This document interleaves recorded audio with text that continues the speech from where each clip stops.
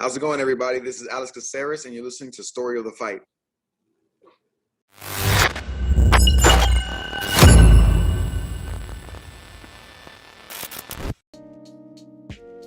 Will, what is up? What up, what up? Welcome, everybody, to Story of the Fight. My name's Ramiro. That's my boy, Will. This is where we talk all things combat sports. Today, we're talking UFC 321, the eye poke heard around the world. A nasty knockout. Legend has it, he's still sleeping. Oh. But hey, before we get into all that, Will, I want to remind everybody, like, subscribe, hit the notification bell. Trying to reach 20,000 subscribers, steadily climbing. If you don't like watching on YouTube, though, and you like listening instead, they got other options, right, Will? Yeah, if you just want audio, we're on Apple Podcasts, Spotify, YouTube Podcasts, pretty much anywhere podcasts are found. But we highly recommend YouTube because you get to be in the chat, you get to be part of the show, you get to see the clips, you get to see pictures, you get to be in the chat like Austin. Shout out Austin. Shout out Austin. Happy to make it for once. We're here. Yeah, and then if you want to no date or anything tonight for Austin? I know. No Sunday night date? Well, welcome, Austin. We're glad to have you, man. Of course. But yeah, follow us on Instagram, Twitter, TikTok, pretty much anywhere. It's just Story of the Fight, at Story of the Fight, Reddit, Twitch, YouTube, storyofthefight.com. We'll list everything. Click through, hit follow, hit like, hit subscribe. Here we are. And we have a lot to talk about. Oh, yeah, Rich, thanks for reminding. We've got merch. We do sell merch. Storyofthefight.com, like Will said. But we got a lot to talk about, Will. Mm-hmm. Got a lot to talk about. And we could start off with the main event. Tom Aspinall versus Ciryl Gane, man. Oh, man. Well, there he goes. I'll take over for now. Yeah, so highly anticipated. I had to make sure I put on the gear, Will. We have protective gear going on right now. We can't just go into these eye pokes with Ciryl Gane and not have protective gear on, bro. That's all I'm saying. Come on, dude. Come on. Oh, my God. This might be a requirement from the UFC going forward. Anybody that faces Ciryl Gane, just to make sure. I think anybody, every fight, new Venom kit gets the shorts and some goggles. Can you imagine? Just got their last name on the side of the goggles. Yeah, that'd be awesome. No, they put UFC on it, dude. Come on. True. Very true. But yeah, Tom Aspinall versus Ciryl Gane, dude. Aspinall had been waiting to fight for some time, right? For some time, like 16 months, 15 months, something crazy like that. You know, John Jones is that whole fiasco of trying to make that fight happen. He has to defend the interim belt. They finally, give him they promote him to, undisputed. Now he gets to fight Ciryl Gane. But man, it's been over a year since he's gotten to do this, and he still kind of hasn't, right? I mean, for 4 minutes. They fought for a bit. For 4 minutes, you know what I mean? More. It's longer than most of his fights, Dude, and I was actually excited about this one. I was excited about this one because we've been praising Tom Aspinall for some time. We've said it. He's a heavyweight that moves like a middleweight. And Ciryl Gane is one of those guys as well that has that movement for such a big guy, right? Like, he's a pretty explosive fighter. His footwork's good. And we actually saw some of that on display yesterday for the first 4 minutes, 15 seconds, I believe it was. You got to see some of that footwork from Ciryl Gane. Yeah, he has issues with his footwork, but if we're talking about his footwork, like, overall, there's issues with it. But at heavyweight, it's pretty good. A heavyweight, that's what I'm saying, dude. Like, he's able to move for a heavyweight, especially the heavyweights that are in the division right now. No John Jones, right? Is there? I don't know, dude. I don't know. The spirit of John Jones still exists in the heavyweight divition. Through Ciryl Gane's fingers. Yeah, exactly. Shout out Andrew. Thanks for joining. Hey, what up, Andrew? Jones GOAT. But yeah, the fight, going through the fight, there's a lot of questions going into this because Ciryl Gane is hard to hit clean because of the movement that you mentioned. He's hard to hit clean. He's really good at slotting in his shots. He doesn't always sit down on all his punches, but through volume at heavyweight, like even his light shots, they're still going to be pretty. He's a heavyweight. So even his light shots do some damage. And you can see Tom's busted up a little bit. His nose is bleeding, right? He looks kind of frustrated, Aspinall, because every time he'd blitz in, he just couldn't quite touch Ciryl Gane clean. and he was kind of getting picked apart a little bit. I'm not saying it was like, oh, Ciryl Gane, fought a blinder in that first round. Tom was still there, but I mean, he defended the takedown. He was jabbing him. He was kicking his legs. He was making him miss. For Tom, that's got to be frustrating when every other fight he goes out there and puts his hands on them and they go to the ground, or he immediately takes them down and he smashes them and it's over. Cyryl's not there for that, well, he was for John, but that was through a mistake that I think Ciryl learned from. That takedown that John got was kind of more of a mistake from Ciryl than it was like a fantastic entry from John. So yeah, I thought Ciryl was fighting really well. I think Ciryl tricked a lot of people. They said it on the broadcast a couple times. He tricked a lot of people into thinking he was bad just off that Jones fight. The narrative from people regarding Ciryl was pretty negative, And then he comes in this fight, he looks good. Yeah, and I'm kind of on the other side of things where I don't think Tom Aspinall was far off. I think it was a slower start than we've seen in some of his other fights. But then again, the level of competition, Ciryl Gane is a great heavyweight. He's a good fighter. Again, especially in the division. He's a little bit different from what Tom Aspinall is used to facing, right? So yeah, I could see how he's going to have a hard time or have some trouble figuring Ciryl Gane out early on. But for everybody to say, like, hey, for the entire fight, Ciryl Gane was piecing him up. Dude, it was 4 minutes of 25-minute fight that was supposed to happen, right? True, but that being said, the question that I was really excited for that didn't get answered, and why I like this matchup so much is, shout out the homie. What happens to all the fans that paid to watch Aspinall fight? Do they get a 4/5 refund? Man, I was talking to Rich about that earlier. It's like, man, if you pay $80 for this and this is what happens, it's like, can you get a refund for that? That's kind of crazy, but you can't. No. There's no way. But what I was saying is the best fights for me are ones where I have like legitimate questions going into it. And it's like, I want to see these questions answered. And this fight, there were some questions. It's like, I don't think Tom's going to be able to start Ciryl Gane in the first round. And we haven't really seen Tom go long outside of the Arlovsky fight, which was kind of like, I mean, it was so long ago, it doesn't really mean much. And like, we know Ciryl doesn't slow down. We don't know if Tom doesn't slow down across a 5-round fight. You know what I mean?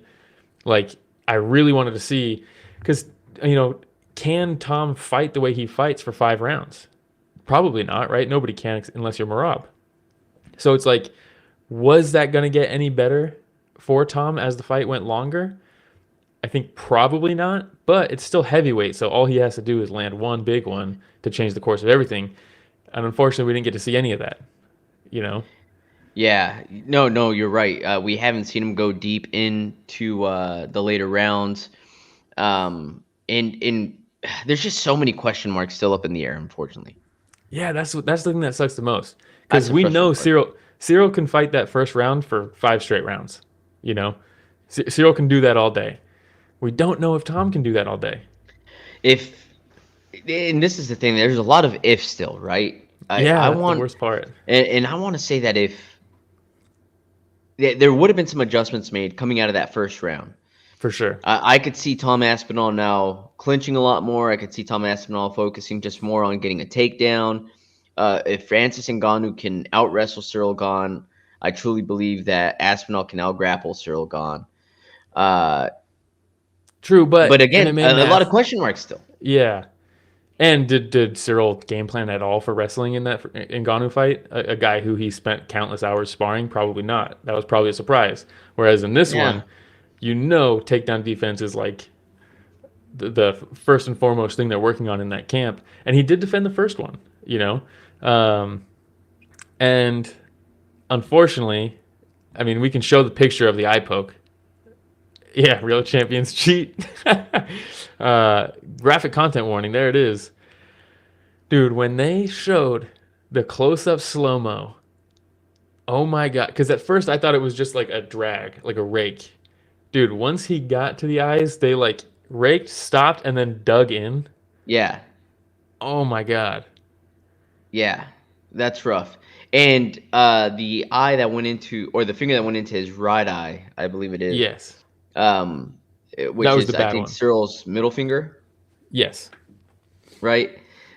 So it doesn't get underneath the eyelid, but between the eyeball itself and the eye socket is where you see it push in, which is going to cause massive pain either way. It doesn't actually have to go in your eyelid in order for it to hurt really bad, right? And then his pointer finger there does go into the eyelid. Knuckle deep, dude. The fingernail's gone. That's disgusting. Fingernail is Ciryl Gane. It's gone. And after this, they stop it, and you're like, okay, just based off the initial shot, I'm like, okay, he'll be fine. There's 30 seconds left. He'll take a good amount of time here, survive those last 30 seconds, go back to his corner, get an extra minute. He'll be good. And then it keeps going, and it keeps going. He tells them, I can't see. And you're like, oh, shit. Those are the magic words. And then they give it another minute and a half. He says it again. You're like, oh, it's probably over. And I don't know how much of this is legit, but you see posts online of people saying that the ref came back and told Herzog, like, hey, I can't talk to him right now. The doctor? Yeah. The doctor went back and talked to Herzog and said, hey, I can't talk to Tom right now. I can't talk to him right now because the way he's talking, I'd have to stop the fight. And at that point, it's like, what are we even doing? Yeah. Like, if you're having those conversations, dude, time and time again, we keep talking about the officiating and all this stuff, but it's like, dude, I get it. The UFC wants fights to continue, obviously. But when the doctors are supposed to have there's rules where it's like, if this happens, the fight is off. And that happens, and they're like, oh, see if we can stretch this out somehow. It's like, no, they already crossed the threshold. It's over. You know what I mean? Oh, that's rough, man. And and then Austin talking about how they're booing him and stuff, and you're just like, dude, what the fuck is happening? Tom goes after the crowd. He's like, I can't fucking see. What do you want from me? Like, yeah, and at that point, I don't know if the crowd was booing at Tom, if the crowd was booing at Ciryl, the crowd was just booing at the situation altogether, right? So it's kind of hard to say. Ciryl Gane is like on his hands and knees, like it looked like he was starting to tear up or like he was crying. Like, this is another shot at the championship, right, at the title. Didn't go the way he wanted to. Zero empathy for me. Dude, I just whether it was the low blows, the eye pokes. Yeah, and this is something that there's a few things I want to get into about this, but Anonymous brings this up, so I want to jump on it. Shout out Anonymous. Thanks for joining. Says, I saw a clip where Dana implied Tom was scared and didn't want to continue. Yes. What are we doing? In the post-fight press conference. Dude, in the post-fight press conference, he's talking about the fight, and he's like, yeah, Ciryl was having a really good first round. He's got Tom bloodied, and then Tom says he doesn't want to continue. And you're like, dude, you're the promoter. He's your champion. The verbiage, some people will say the verbiage doesn't matter, but it does. And if a good promoter who's promoting their athlete and not throwing their athlete under the bus would say Tom could not continue. Instead, Dana's saying he didn't want to continue, and it's like it's done on purpose. It's subtle, but it's not. It's just some people might think, oh, he misspoke, or it's just whatever. He's speaking off the cuff or whatever. No, dude, that's calculated. And you want to know why it's calculated? Why? Because earlier this week, 3 days ago, who's the guy from PFL? He just came. He's ranked now. Ante Delia. He's out of Tom's gym. He joins the UFC. He's a heavyweight. He gets a good win in his debut, promising heavyweight. Tom says, yeah, if he climbs through the rankings, he won't fight him. I'm going to vacate. I'm not going to fight him. Danny's like, why would you ever vacate just to not fight a friend? Or if you're going to vacate your belt to avoid fighting somebody, that's crazy. Meanwhile, his best friend John Jones just did that, literally just did that in the same division for worse reasons. And so here we are. And then a day later, Tom's dad says, yeah, there's no money in this. All the money's in boxing. Tom's got 3 fights left on his contract. Once he fights out that contract, we're not going to resign. We're going to go to box because that's where the money is. Yep. So already the UFC is like, Tom is dead to me. Tom is dead to me. There's a couple big fights we can make off of him and then kick him to the curb. And at this point, promotion is over. We're no longer promoting this guy. That's fucked up. He's still your fucking champion of arguably your most important division. and figure out a way where you could possibly pay him more. Yeah. Like if this guy goes on a massive title run, if he goes on a massive title run, which by the way, I don't know if you've seen the video of DC talking to Tom Aspinall where he has a hot mic and he doesn't know and he's whispering. Yeah. And he's just shitting on the heavyweight division, dude. And he's just, Jailton Almeida can't fight. It's so funny, and it's like you have a hot mic, DC. Even if you're whispering, dude, you're whispering straight into the mic, bro. Like, kind of crazy they posted that, huh? Tom's team got that audio and was like, we're gonna post this, right? He's just shitting all over the division. So funny, but dude, no. But he's right. He has the ability to go on a long run. Yes, real quick. The Ozdemir stray is crazy in that clip because he's like, what did he tell? When he's like, when they offered me Volkan Ozdemir to defend my belt, I was so happy. You're like, damn, dude. Crazy. Ozdemir's like, bro, what's going on? What did you say fuck me for? I don't have any time for this, dude. What is this? Oh man. Oh my god. Catching strays all day. But yeah, dude. Yes. Tom does have the ability to go on a run. And for you to start shitting on your heavyweight champion the way that he did in the post-fight press conference. Like, what if he does go on that run? You know, what if you're already like creating this, and so there's already toxicity in the fan base, right? Toxic what? Sorry. There's toxicity in the fan base. Yeah. Oh yeah. I mean, and so when the president yeah of the organization goes through and starts making comments like that, dude, it's just like gasoline, dude, all over that fire. It's all over right now. If you look at the comments on this fight, a lot of people are saying Tom's a quitter. Tom was scared. He lost that first round. He was looking for a way out. And it's like, dude, that's your job as the promoter to then you don't want to give them ammunition. And like you said, instead they're pouring gasoline on it. It's like, dude, you're supposed to nip that shit in the bud, dude. You got to go promote this guy's next fight. Somebody went on there too and was like, DC got poked in the eye and he kept on going. And somebody was like, yeah. How did that turn out for him against Stipe?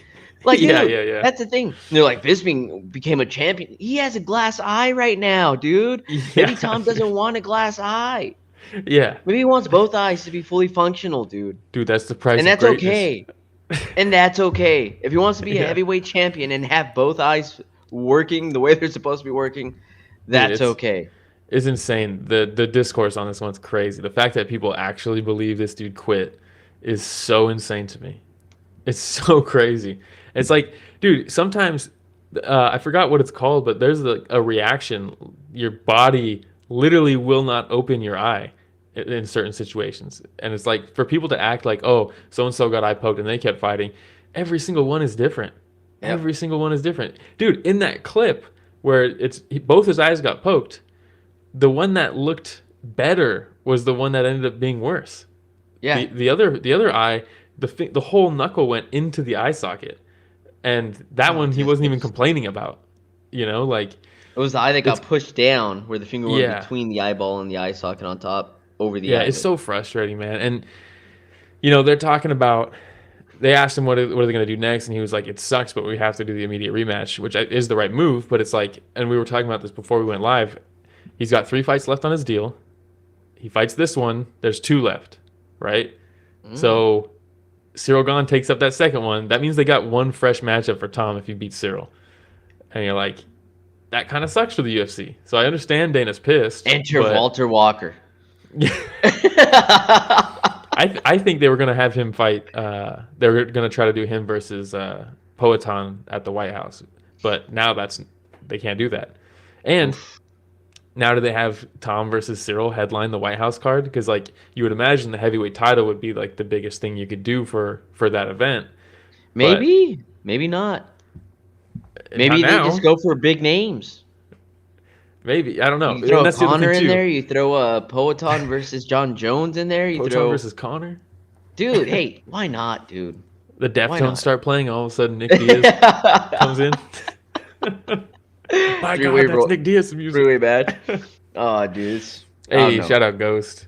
He said, "What up, boys? Let me see if I can get the Discord boys here. They have a lot to say about that dreadful co-main." Oh no. Oh Lord, yeah. We'll ride around the corner. Anything else on the main event, Will?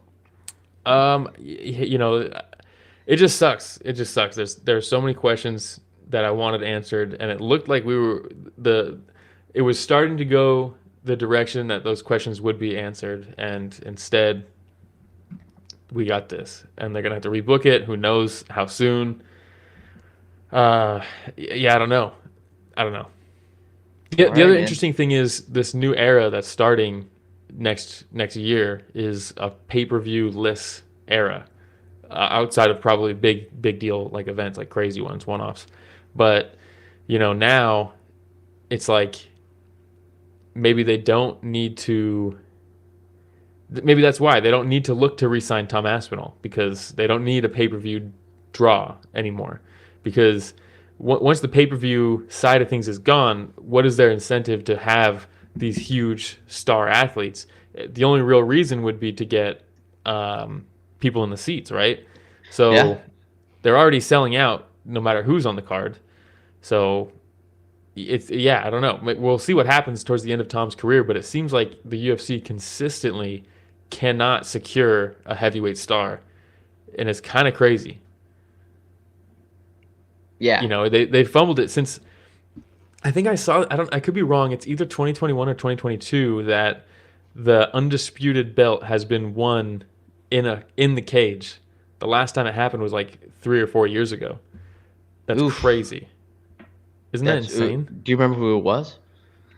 I would imagine it's Stipe, when Francis knocked out Stipe, I think. Maybe, yeah. True. Yeah. But since then, Francis, they fumbled. John Jones, they fumbled even worse. And then Tom, we're looking at potentially another fumble here, which is crazy. All right, man. Well, that's a lot. We spent 25 minutes on the main event. We still have quite a bit left to cover. We have another title fight. To the co-main, which was Mackenzie Dern versus Virna Jandiroba. Look, dude, I wasn't too excited about this fight going in. I'm telling you right now. And I can just picture Zhang Weili just sitting there eating popcorn and just watching this and thinking to herself, like, what are we doing? Dude. Like, why can't I just hold 2 belts? Why didn't they let her hold 2 belts? Yeah. When this is the alternative. Sorry, I forgot to start off with all due respect. With all due respect. Yeah. Because either one of these women can kick my ass, hands down. But there's levels, man. There's levels, and we saw it yesterday. And my fear after watching this title fight yesterday was that it's going to turn someone into like the bantamweight women's title. Dude, where it's like the quality of champion just with Zhang leaving just dropped after watching this.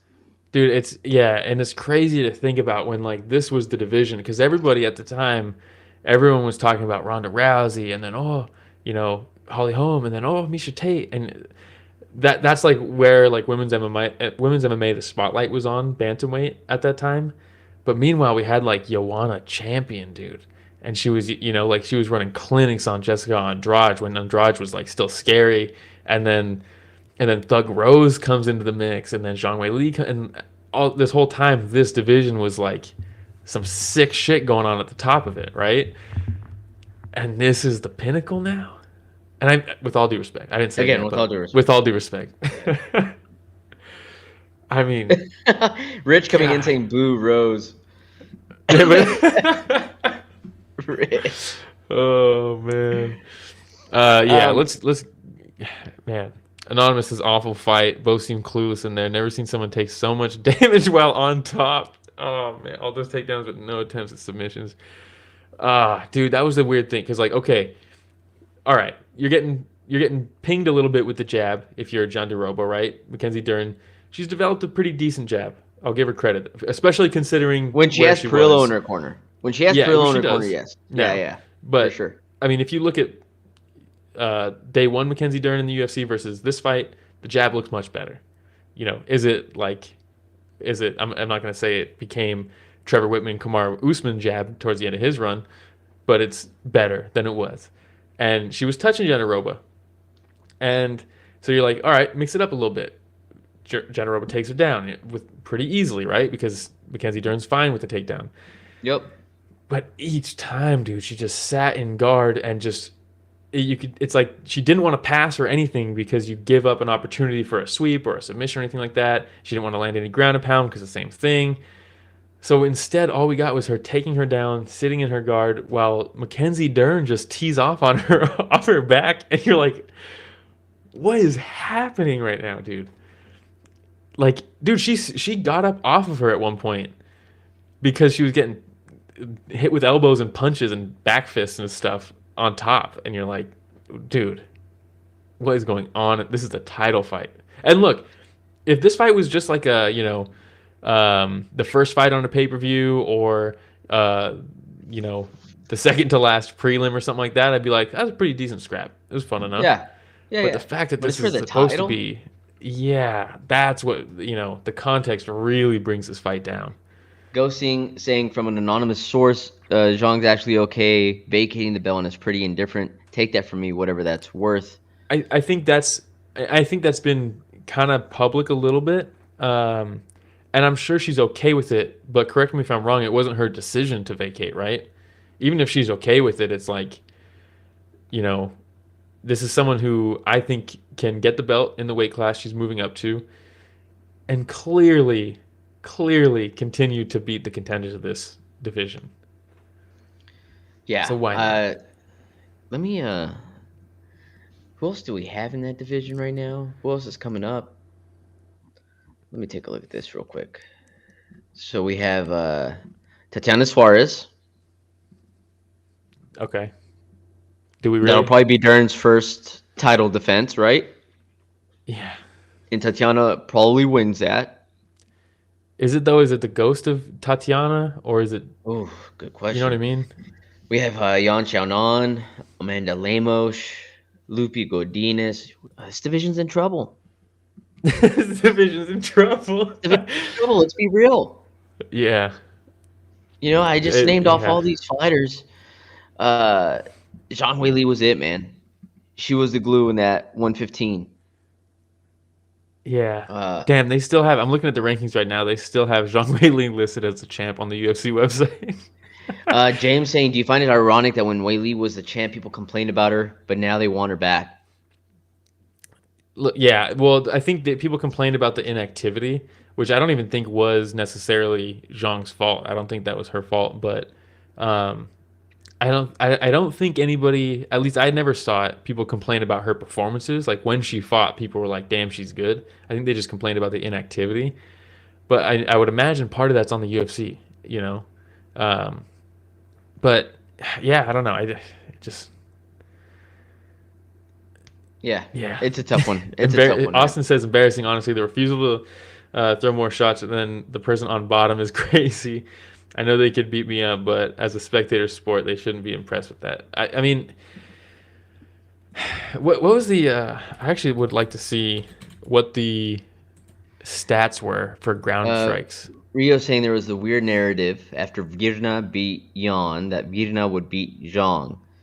I think we could put that to bed after this performance. Thoughts? Yeah, I usually don't jump on any of that MMA math, Rio. So either way, like I just try to take a look at every single matchup individually.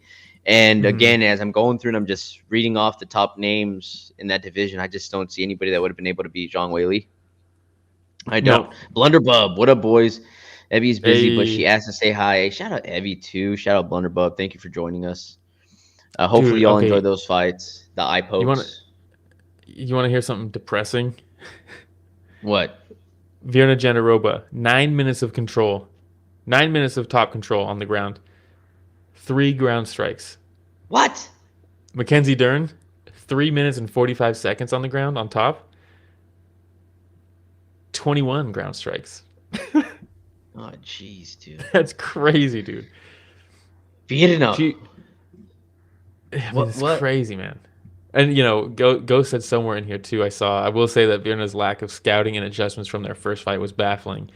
Yeah, I mean, if you're going to fight Mackenzie, it's like, and if you have already fought Mackenzie, if you're taking her down, was the game plan to just take her down and stay on top in guard? If I stay composed in guard, she won't sweep me, she won't submit me, and I'll win off control? Was that the game plan? You know what I mean? It was terrible. especially considering the night, considering the Volkov versus Almeida fight. Like the judges were, even if it worked in the fight, they weren't going to get rewarded for it. But I mean, Jesus.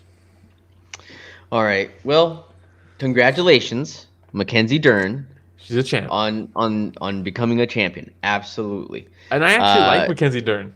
So do I. You know? I'm not saying I don't. Yeah, and I know, but by the way, the moment when her daughter steps into the octagon, it's cool. Cute as shit. Dude, she put the belt bigger than she is almost, right? Yeah, she's holding it. Dude, she's adorable. Yeah. And some people are like, I don't like, she sucks, all this stuff. It's like, are there issues? Yes, of course. Do I still like her fights? I guess maybe not, but sometimes. I like her aggression. There's levels. And yes. I like her aggression too, but when the aggression turns into a 2 or 3 piece with the soda and she leaves her chin straight up in the air as she's coming in, and all somebody has to do is just sidestep and counter, sidestep and counter, sidestep and counter. Like, it's the same opportunity with that blitz that we've seen for the past, I don't know how many years, and we just haven't fixed that. And it's like, we got Jason Perillo. Like, I'm sure he's seen it too, and that's what's so frustrating. Develop a couple wrestling style takedowns. Those walking in punches are great at disguising takedowns. Yeah. Do that into a takedown. What did you say? What did you text during the fight? I thought you had a great line. Is it friendly? I hope it is. Shout out George. Said, I think this fight would have been appreciated a bit more by fans somewhere else. Not a bad fight, a little sloppy, not too bad. You said, yeah, like Invicta. Hey, dude. Hey, that wasn't nice. Are you sure I said that? This is a great Invicta main event. Yes, it is. That would have been a very good main event for Invicta. Yes. Both of them, fantastic Invicta champions. I believe Jandiroba was actually an Invicta champion, if I remember correctly. Look at that. Yeah. So that was very mean of me to say, by the way. Thanks for reading that text, Will. No, it's all good. Just put me on blast, dude. All right. Right before that, you did text with all due respect. No, I didn't. All right. We'll move on to the next fight. Oh, wait, real quick. Jin says, would you guys rather have this or a Weili outclassing? Weili outclassing. Yeah. Yes, because it's the true champ showing everybody that there's levels. You would see a Zhang Weili, and the whole thing is like, oh my God, who's going to be able to develop? Who's going to be able to come and take the belt from Zhang Weili? Yes. Now it's all I could think about after that fight was Zhang should have that belt. Like, nobody would be like, the two people that are fighting for that title right now wouldn't be able to beat her. And then God, who was it? Dean Thomas was also on some and he's like, is this the like most meaningless championship title fight ever that anybody could think of? Oh, man. And then he also said, he's like, but I'm not trying to be mean, but like, does anybody else feel this way? And I think it was Alex Smith. Is that who it was? The quarterback? No, not Alex Smith. I'm sorry. God, that's how old my football knowledge is. Last time I paid attention to football, he was the Niners quarterback. I don't remember who it was that was on there, but they're like, yeah, no, I feel the exact same way. So it's tough. Well, this is the thing. Watching this, I'm like, this is not the caliber that Zhang Weili's at. It's crazy. This Anthony Smith, sorry. Anthony Smith. It was an A. Yeah, that makes sense. Yeah. But then the other thing is like, okay, this is weird for a title fight, but this was also not great even for like a number one contender fight. No. If this was like a title eliminator, I'd be like, ooh. Exactly. This was a title eliminator fight. Yeah. I would probably like to see the outclassing from Zhang Weili, but I would also be like, I'm not going to pay for that one. Yeah. I know what's going to happen. Yes. But you know what I mean? It's another notch on the legacy of a dominant champion, and I do like to see that. Yeah. All right. The fetal heart. Thank you, Ghost, for saying that, Anthony heart. Smith. Yeah. All right. Yes. Let's move on. We can move on. Let's get the fuck out of Let's move on to some more skilled fighters. Umar Nurmagomedov versus Mario Bautista. I texted you this during this. I'm like, damn, Mario impresses the hell out of me, man. I'm like, he's losing this fight this whole time, but goddamn, he's impressing me. And what did I say? You said I'll never be impressed after that Aldo fight or something like You broke my heart, dude. What did I say last time he fought? I said people are clouded by their hatred of him because of the Aldo fight. But me, I'm smart because I never even watched the Aldo fight. So I'll never be clouded. There you go. You need to go back and watch that. No, I refuse. Look, dude, he dropped Umar. I believe it was in the second round, right? With the stiff jab, was it? No, it was the head kick, which is weird because that's right. He comes in with the right, follows it with the head kick. That's which is crazy because he kept getting taken down off his kicks, and I was like, dude, the worst game plan I've ever seen against someone with the last name Nurmagomedov. Like, why are you throwing kicks? Especially body kicks, like the easiest to catch, right? But then he head kicked him and dropped him, and I was like, oh, maybe that's what it was. Hey, kick him to the body. He'll take you down a few times, and then he'll be looking to catch the kick, and then he'll duck right into your high kick. But it wasn't enough. And the toe hold was sick. That was very cool. Ooh, it actually looked close too. It actually looked close. Yeah, it actually looked close. Look at his face. Yeah. Umar's face. He's like, ah. Dude, look at his foot. Oh. That's crazy. Yeah. Hey, Blunderbob. Hey, shout out Romero as well for a thoughtful rage bait free short. Hey, appreciate it, man. Oh yeah, we did do that. Or you did that. You're like, you texted me that and you were like, hey, is this cool to post? And I was like, oh God, what is this take gonna be? Because the fact that you're asking me, maybe it's crazy. And it was very reasonable. And I was like, this is on brand, I think, for our channel. Yeah, for sure.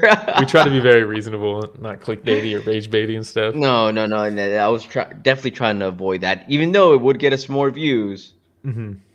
We ain't about that. I don't know if you noticed, but there's a very specific picture I could have used for the face-off of the Mackenzie Dern fight, and I didn't. I used one with chest high.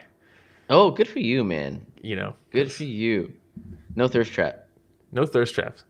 The only thirst traps we do are male thirst traps. Let's be real. Apparently. Apparently, dude. Mr. Rich says you should have used the other one. Oh, Rich and casual. What did there was another comment Rich just put on the screen I didn't see. Jack Slack said Mario should have punched the body more. Do you agree? Yes. I think we talk about a decent amount of people.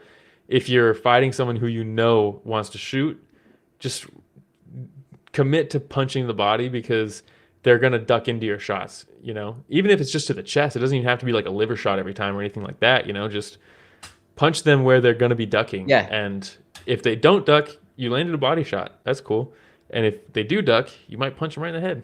Punch the chest still hurts. People don't like it. No, I wouldn't want to. Yeah. And I saw Ghost in here say this one should have been 5 rounds, some tactical missteps, but I really like this. Yes.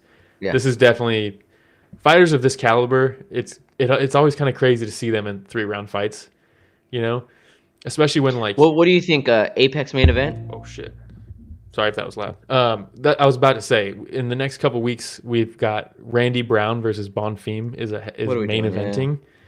It's like, hey man, just push this back a couple weeks. I get it. They wanted him in Abu Dhabi most likely, but like 5 rounds. Come on, what are we talking about? Yeah. But very good fight. Very, very good fight. All right. You ready for the next one? Yes. Alexander Volkov versus Jailton Almeida. Volkov, somebody posted a picture of cornrow Patty Pimblett next to Volkov, and I was like, oh my God, I see it. It's crazy. It. Yeah. Like it could be like his older brother. Yeah. His older, cooler brother. I love Volkov, dude. This guy's sick. You see him at like metal concerts, making fun videos and stuff. He's cool. He's got a fun style too when he gets to fight his fight. I like him. No, I like him too, man. And I love that he's having another little resurgence, right? He's had a pretty good career, man. He's been in some good fights.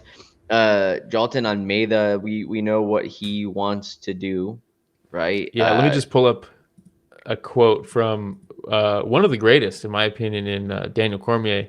I thought you were going to say Chael Sonnen. No, Daniel Cormier said just a couple days ago on a hot mic, Jailton can't fight. He can wrestle.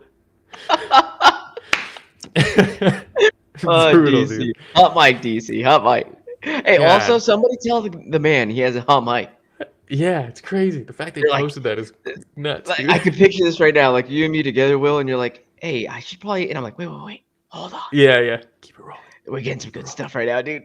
Come on, dude. Don't do him dirty like that. It's messed up. Austin, did he but- lie, though? Yeah. DC's probably sitting there like, I told y'all. Yeah, I no, told you. 100%. I Dude, told because, y'all. you know, Jailton's very good at taking people down. He actually he showed some cool takedowns in this fight, too. You know, A lot of single leg. Volkov knew the takedown was coming, and he still kept getting taken down. No sprawl. Volkov had at one point, right? Volkov had a cool sweep. Was it the first round he swept him halfway through? Yeah. Because, you know, Jailton takes him down pretty much immediately, I think, from what I remember in that first round. And I'm like, shit, here we go. Because I'm rooting for Volkov. And then he sweeps him, and it's like, we got half a round left. And the difference of Volkov on top versus Jailton on top is the epitome of why Volkov won this fight, despite being outgrappled for the majority of it, is as soon as he's on top, he's blasting him with elbows. And when Almeida's on top, he's not doing anything. And it's kind of nice to see the scorecards work this way. I wish they were a little bit more consistent across fights, but you know, I thought for sure going to the decision, I was like, well, Almeida probably got that, but what a frustrating fight for Volkov. And he won. And then he didn't. Well, I mean, There we go. I mean, if we look at another one, just to see, if we look at the stats on this one, first off, Volkov, God, I mean, that's crazy, dude. Volkov, 123 strikes to Almeida's 27 strikes for significant strikes. And the crazy part is 10 minutes and 47 seconds of this basically 4 minutes of this fight, Volkov was not on his back. And he still landed 123 significant strikes in 4 minutes, basically. Ooh, Go saying hot take here, but Jailton's wrestling is not actually good. He's diving to his knees, and he has the wrong head position most of the time. But I think there's an argument to make that the head position is like wrong, but I think it is part of why he has the success. Part of it's also because he's a heavyweight, and you know, this guy was the guy who started at light heavyweight. It works because he's in a division where people just fall over. Yeah, he was at light heavyweight, and then he started fighting at heavyweight, and people are like, well, where are you going to stay? And he's like, probably heavyweight. He's like, this is pretty easy up here. but I think his head's in the wrong position, but I think that's maybe by design, because it's unorthodox. Maybe I'm giving him too much credit, but that's kind of how I've always seen it with him. We should ask him. Yeah, come on. I'll ask him. I'll ask him. Yeah. All right. But yeah, I'm glad Volkov got the win. You know, it's crazy. We talked about it before this card was, you know, he kind of got robbed, depending on who you ask, in the Ciryl Gane fight. Yeah, it's a crazy stat. But he fought Ciryl Gane, went to a split decision. Even Dana was telling Volkov as they're leaving the cage, we'll do right by you. You got fucked, basically. You got robbed. They're telling Volkov you got robbed, and we'll do right by you. And then we talked about it. They book him on a card against a wrestler where the guy who just robbed him is now fighting for the belt. And you're like, what the hell? And so here it's like, well, you know, 10 years ago, if this fight goes exactly the same way 10 years ago, this is a unanimous decision for Almeida. Easy peasy. There's no way. But now, you can't just control, I guess. And we're starting to see that more, but still not always. And I think that's kind of a bummer. All right. Because if you're Almeida, this fight gets you wins sometimes. You know, this exact fight, some judges are going to give you the win. So it's kind of tough. Blunderbook says, as a heavyweight, I want to be offended by that, but I have no argument against it. All right. You want to move on? Yeah, we can move on.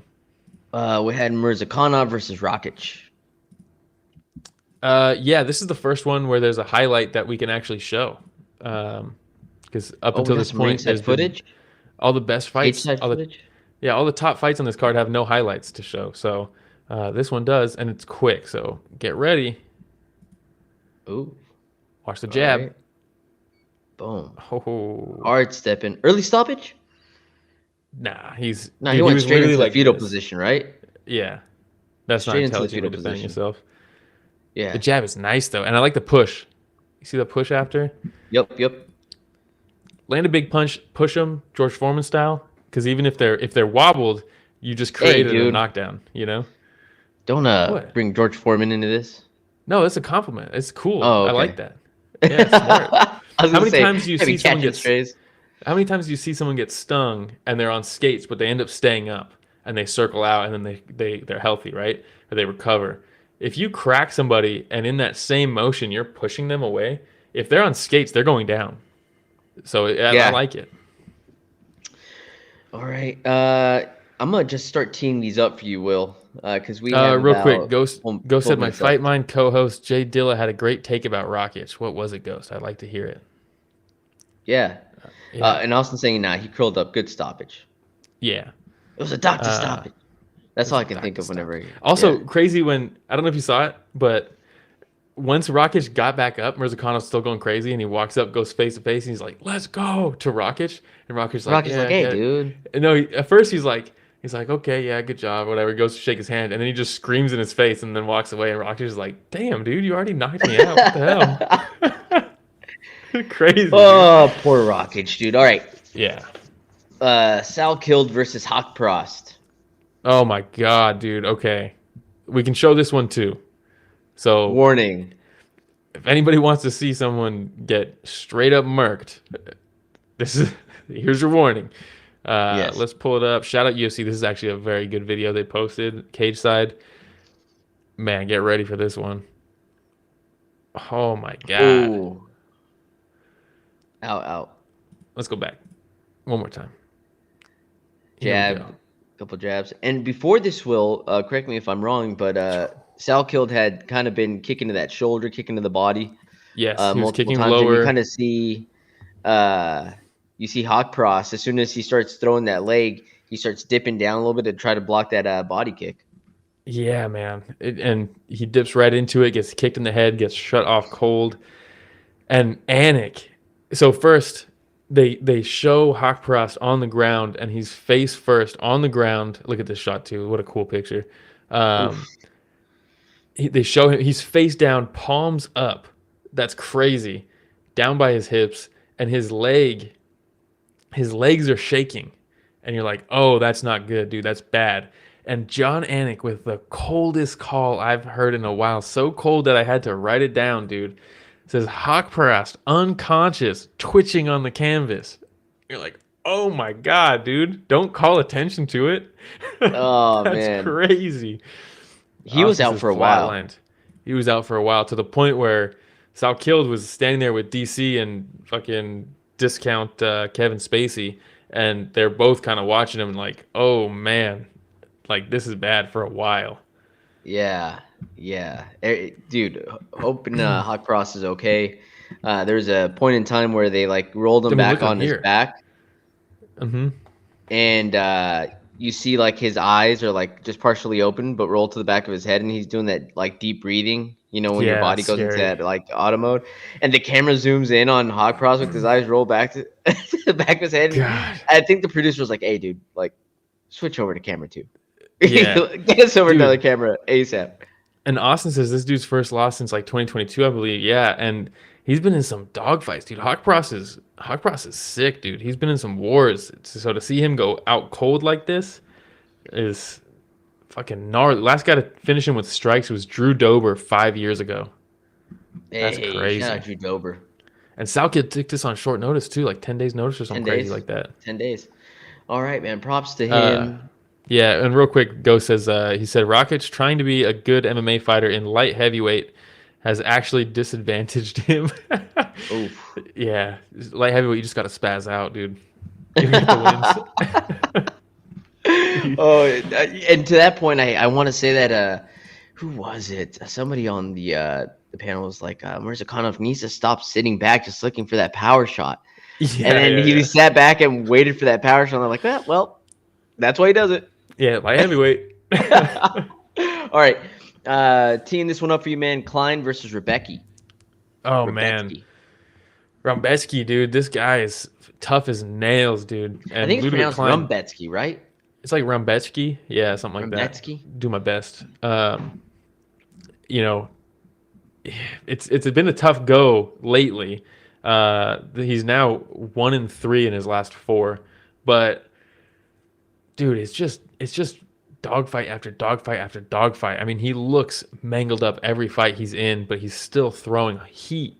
And and this one I thought, Ľudovít Klein I think is a much cleaner striker, and he can, create the distance to set up shots, funnel people into his kicks, things like that. Like he's got great MMA striking, but Rębecki's like, I'm just going to walk forward and swing at you and hopefully overcome that, that gap.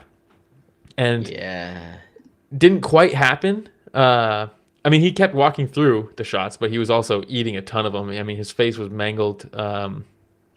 The Orlby fight he had was fucking crazy. But Klein just stick and move, sitting down on his punches. You can't knock out. Has Rębecki, I guess CDF knocked him out in 2024. I don't remember that. Oh, that was that big shot. Yeah, I think it was a big punch that drops him and then he finished him with ground pound. I don't remember. Maybe I don't remember. But he's tough as nails. In 2014.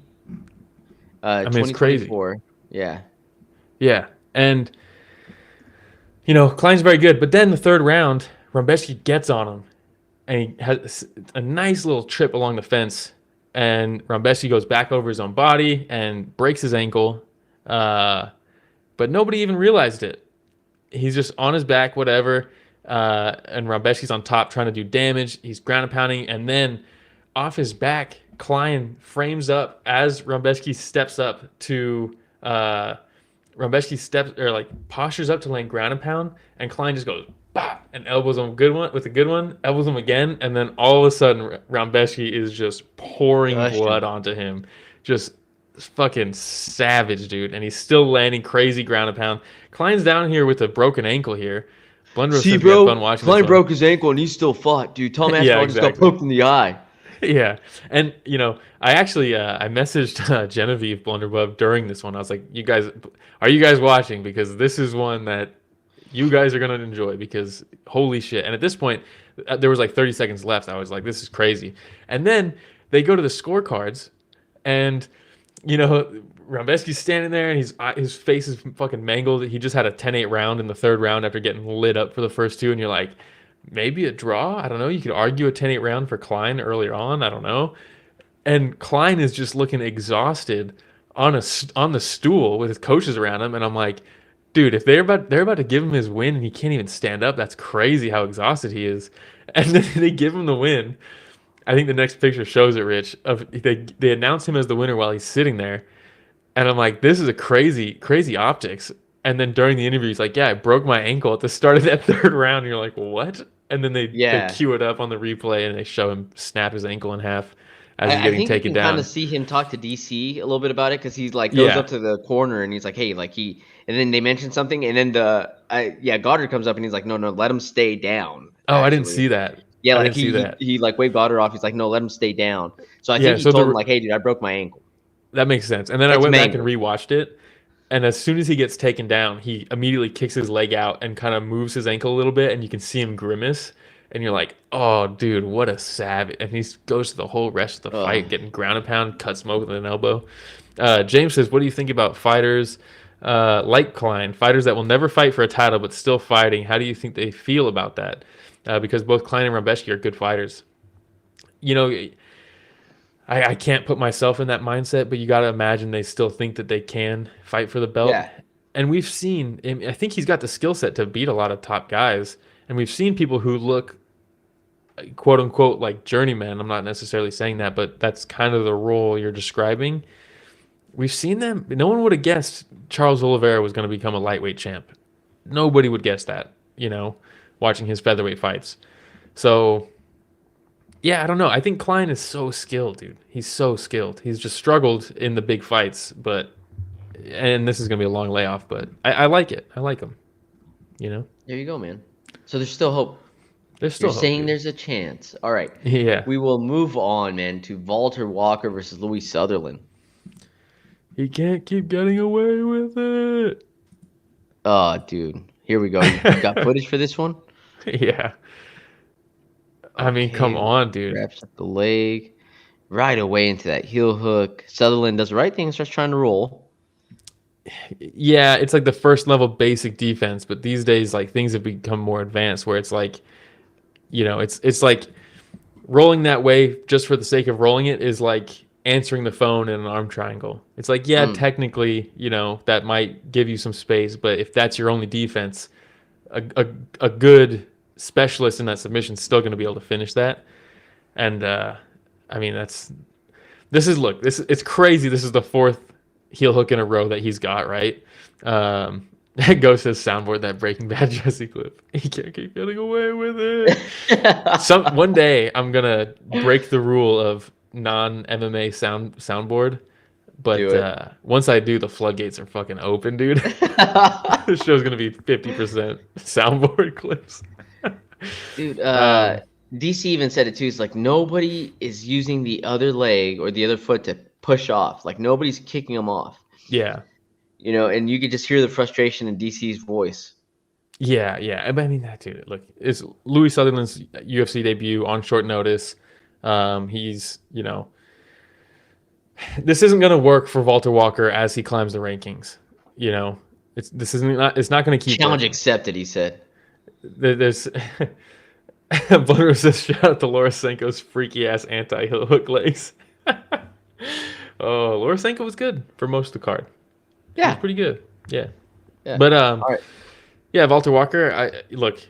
Am I gonna put too much stock in the heel hook thing? No. I didn't see anything. Oh, anonymous chocolate Peppa Pig. Oh, right, that's what. Brutal line, dude. Dude, come on, man. Brutal line. Oh, that was so good. So good. All right. Yeah, James says, I think it's because DC was a skilled heavyweight with standards, even though his commentary is bad. Yes, I'm not a huge fan of his commentary, but his level was undeniable. As a fighter. Shout out Matua. Thanks for joining us. Hey, shout out Matua. All right, here I'll pass over the last fight to you. Will, you ready? Yes. Nathaniel Wood versus Jose Delgado. Nathaniel Wood. That's my guy. Going into this one, I was like, oh, this is a tough one. I don't know why they keep having Nathaniel Wood take dangerous, unranked fighters. It's crazy that he's not fighting ranked fighters. That being said, going into this, Jose Delgado is no slouch. And I was like, this is a big test for Jose, I think. Early in his UFC career, fighting a guy so experienced as Nathaniel Wood. Hey, Mateusz says Natty Woods. He's so sick, bro.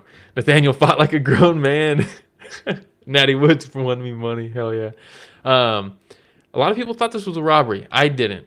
First round, Nathaniel Wood immediately on the jab, looking sharp as hell. But Jose Delgado is a fucking menace, dude. His ability to punch people into his kicks or punch people into his knees is so good. His combinations there's a point to the combos that he's throwing. He's very methodical and it's ultra aggressive and it's really cool. And he was really putting it on Nathaniel Wood in that first round. And eventually he misses with a high kick, throws it into a spinning back fist, and just clips him right on the jaw and drops him, and then is on him. And you're like, oh no, dude, because I'm rooting for Nathaniel. I like Jose Delgado, but I'm rooting for Nathaniel Wood. That's my guy. And fucking crazy. And Nathaniel Wood survives somehow. I mean, look at this back fist, dude. It is crazy. Oh, that's coming off a high kick. I really like Jose Delgado's combos. And if you want to see a cool one of these that resulted in a knockout, look up Shadow versus Bampara Kuyate. Just recently. High kicked, swung around, spinning back fist, knocked him out. Broke his orbital, I think. And yeah, this was a banger. Wood did get cheated by Naimov, kept cheating the whole time. But then he survives, and then he cracks Jose and drops him in the first round. You're like, well, there you go. You saved yourself from a 10-8 round. But also, let's see what we're doing here. Second round, Nathaniel Wood just goes to work, man. And Jose Delgado was just, at that point, was just slowing down and still dangerous, but the gap was getting bridged by Nathaniel Wood, who's just consistent, putting in the work, throwing combinations, mixing in the grappling, tiring him out. And he gritted this one out and got the win. After this fight, I was like, they're probably going to give it to Jose Delgado. I think Nathaniel Wood won 2 and 3, but that might just be my bias. And then they gave it to him, so I was like, maybe not. There we go. I mean, he's won 6 out of his last 7, so. Yeah. Jin says, is it sad that Wood never got a step up in comp? This was the last fight of his contract. I would imagine they're going to re-sign him. I didn't know it was his last fight. They better re-sign him and give him a top 15. I mean, Jesus Christ. Jesus Christ. And Blunderboat says, really enjoyed this one. Great combo, slick striking, and Wood's toughness with the pull. Yeah, I mean, come on. What's not He's a 32 man. They got to start tossing him in there against the top 15 ASAP. He had to change his fucking nickname, dude. He used to be the Prospect. He had to change it. This was his first fight with the new one. What's his new one now? I think it's the Last Kingsman. I like the Prospect more. Yeah, but you can't be the Prospect anymore when you've got over 10 fights in the UFC and you're 32. That is true. That is very true. Hey, props to him in that case for actually recognizing that and changing it. All right, well, that was those were all the fights we're going to cover, man. Who? Yeah, real quick though, I do want to give real quick just honorable mention.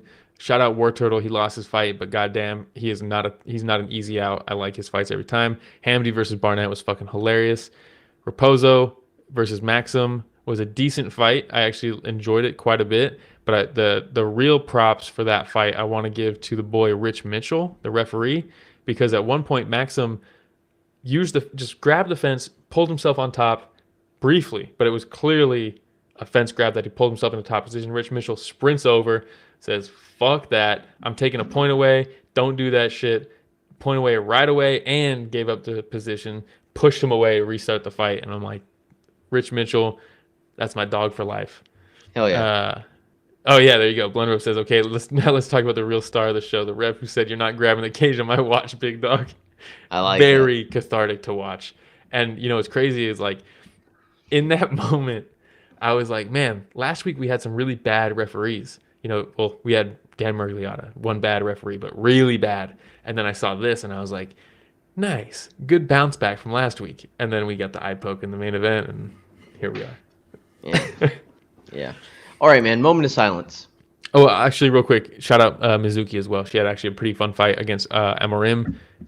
Pretty cool fight. Moment of silence. I decided the only thing worth mentioning moment of silence-wise was just the state of the heavyweight division. So real quick, moment of silence for the heavyweights, because we're fucked. We're fucked. Dang. That 115 women's yeah, I should have put that up there too. Yeah. Moment of silence. How about bonuses? Bonuses were pretty good. Valter Walker got one, obviously, for the heel hook. Nice. And then I think the next one was Salkilld. Got one for the murder of Haqparast. Yeah. Well deserved. And then fight of the night, Klein versus Rębecki. Fucking awesome. Well deserved. Easily the fight of the night, in my opinion. Wood versus Delgado, I think, was in the running for fight of the night, but, you know, this one was just savage. Man. All right. And then what do we have coming up next week?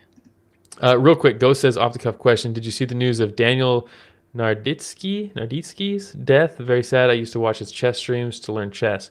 I heard about this watching Ariel's stream. Someone put it in the chat, and I didn't know him, so I can't really say much about it. Seemed like a young, promising, like a young dude, really good at chess or something, right? So that sucks. I don't know much about him, though. I had never heard of him before. Yeah. Yeah. Yeah, UFC Fight Night next week? What is it, Onama? I believe it's Garcia versus Onama. That's a sick fight, I'll be honest. I don't know if it's main event worthy, but that's a fucking bang. That's going to be a banger, dude.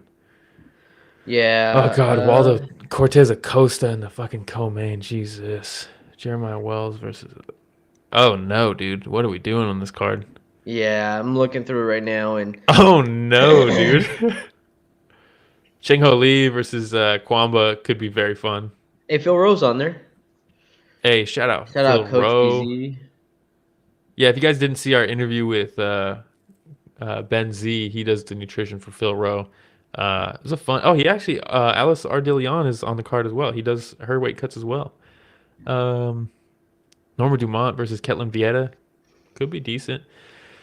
All right. That's a tough card, though, man. Jesus. It is. It is. But, hey, shout out to everybody. Thank you for joining us. So many folks joined in the chat. Too many to mention, but really do appreciate it. It makes it very fun whenever everybody starts giving us their takes as well, and it kind of just helps us build our conversation also. So, of course. Really, really fun. And look, for anybody not watching, but they like listening, there's other options outside of YouTube as well. Yes, if you just want to listen, maybe you're driving, maybe you're going to work, or maybe you are working, Apple Podcasts, Spotify, YouTube Podcasts, anywhere podcasts are found if you just want audio. But again, we recommend YouTube because you get to see the clips, you get to see the pictures, you get to be in the chat, you get to be part of the show. It's a conversation. What was that? Have you ever seen that video of Garth Brooks where he's like making an announcement, I'm joining Facebook. And he's like, it's a conversation. I like that. I really like that. And you're like, what the fuck? This dude's off this fucking out of this world, bro. Just so far removed from reality. I'll send it to you. It's hilarious.